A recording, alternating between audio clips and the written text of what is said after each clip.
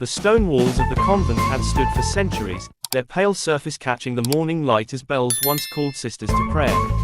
For generations, the convent had been a place of silence, discipline, and devotion, where women chose a life set apart from the world. They rose before dawn, labored in gardens and infirmaries, taught children, copied manuscripts, and prayed for a world they rarely touched. To outsiders, their lives seemed small and hidden, but within those walls existed a profound sense of purpose and peace. When the Ottoman armies advanced into Christian lands, war did not arrive only with the clash of swords. It came with uncertainty, fear, and rumors that spread faster than any army. Villages fell, cities surrendered, and with each conquest, the fate of monasteries and convents hung in the balance. Some were spared, converted into schools or barracks. Others were abandoned before the soldiers arrived. And some, tragically, became symbols of what happens when power collides with faith. The nuns of one such convent had heard the stories. Travelers spoke of churches turned into stables, bells melted down for metal, icons shattered, and clergy forced into exile.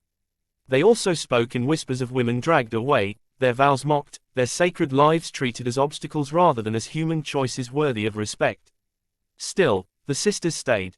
They believed the duty was not to flee but to remain, to pray, and to serve anyone who came to their doors, friend or enemy alike.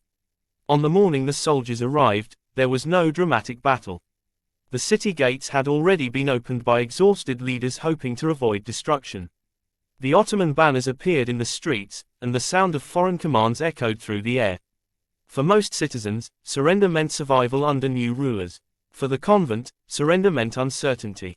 The soldiers entered the convent courtyard not with immediate violence, but with curiosity and authority.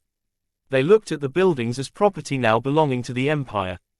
The sisters were ordered to gather, their calm faces hiding the fear that burned inside them. They were questioned about their wealth, their land, their connections. The answers disappointed their captors. There was little gold, no weapons, no strategic value. Only women who claimed loyalty to a god the empire did not recognize. At first, the sisters were not killed. Death, in war, can be swift. What followed instead was a slow stripping away of identity. The convent was seized. Sacred spaces were closed. The routines that defined the sisters' lives were broken. Prayer was restricted, then mocked. Their clothing, symbols of their vows, was taken or defiled. Each act sent a message that their way of life was no longer protected, no longer meaningful in the eyes of those who now held power. Some nuns were forced to leave the convent and find shelter elsewhere, forbidden to live together or practice their faith openly. Others were kept under guard, used as laborers, cleaning and cooking for soldiers who treated them not as women of faith, but as conquered subjects. For women who had chosen a life of spiritual freedom, being reduced to silent workers under threat was a torment that ate away at the soul. The worst suffering was not always physical. It was the constant pressure to abandon their faith. Offers were made, sometimes gently, sometimes with cruelty. Convert, they were told, and you will be spared hardship. Accept the religion of the empire, and your life will improve. Refuse, and you will face consequences. For women who had given everything to their beliefs, these offers were not temptations but wounds. To survive by denying the core of their identity felt worse than death. Some sisters did convert, not out of belief, but out of exhaustion and fear. Others refused, even as punishment increased. Isolation became common. Sisters were separated from one another, knowing that the strength they drew from community was dangerous to those who wanted obedience. Silence, once a chosen spiritual discipline, became a weapon used against them. In stories passed down quietly through generations, it is said that some nuns endured humiliation designed to break their spirit rather than their bodies. They were paraded before soldiers and officials, their vows ridiculed, their faith treated as foolish superstition. Being mocked daily, denied dignity, and forced to witness the destruction of what they held sacred was a kind of living death. For a woman who had chosen chastity and spiritual devotion, having her autonomy erased was unbearable.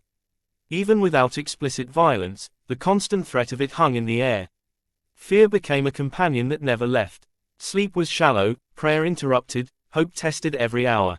Many later said they would have preferred a quick execution to the slow erosion of self that came with captivity. Yet within this darkness, acts of quiet resistance survived. Sisters whispered prayers when they could not speak them aloud. They memorized scripture when books were taken. They supported one another with glances and gestures when words were forbidden. Some used their positions as laborers to secretly help Christian families suffering under the new rule, sharing food or information at great personal risk. Not all Ottoman officials treated the nuns with the same cruelty. History is never simple. Some governors were pragmatic, even tolerant, allowing limited religious practice in exchange for taxes or loyalty. Others saw religious minorities as threats to be controlled or erased. The suffering of the nuns often depended on the character of the men in power at a given moment. This inconsistency made life even more terrifying. Mercy could be replaced by brutality overnight. As years passed, some convents disappeared entirely from history, their stones reused for new buildings, the names forgotten.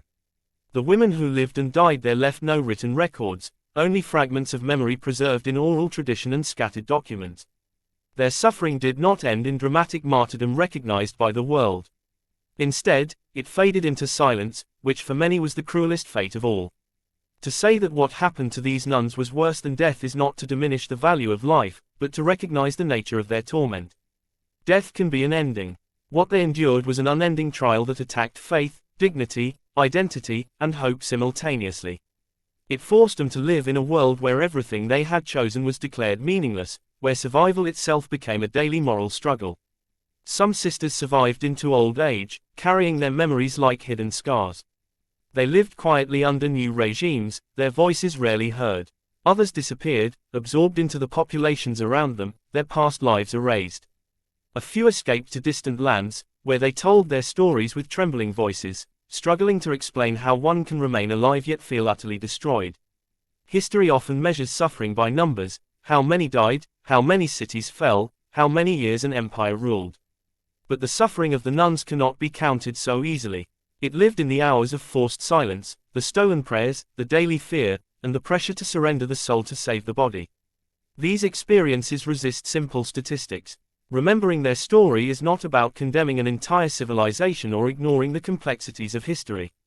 The Ottoman Empire, like all empires, contained cruelty and tolerance, oppression and order, but acknowledging the suffering of the most vulnerable, especially those who chose lives of peace and service, is necessary if history is to be honest. The convent bells no longer ring in many of those places. The gardens are gone, the chapels transformed or destroyed. Yet the memory of the women who lived there remains, carried in fragments of stories and in the quiet understanding that sometimes survival itself can become a form of suffering deeper than death. Their story stands as a reminder that violence does not always announce itself with blood and battle cries. Sometimes it arrives slowly, disguised as authority, policy, or conquest. Sometimes it leaves people alive, but stripped of everything that once gave their lives meaning. And for those who endure that kind of loss, death can seem merciful by comparison. In the end, what the nuns lost was not only their freedom or their institutions, but the right to live according to their conscience without fear. That loss echoed far beyond their convent walls, shaping generations who learned that faith, when confronted by unchecked power, can become a source of profound suffering. Their lives, broken but not entirely erased, remain a silent testimony. They remind the world that the measure of cruelty is not only how many are killed, but how many are forced to live without dignity, hope, or voice. And in that sense, what they endured truly was worse than death.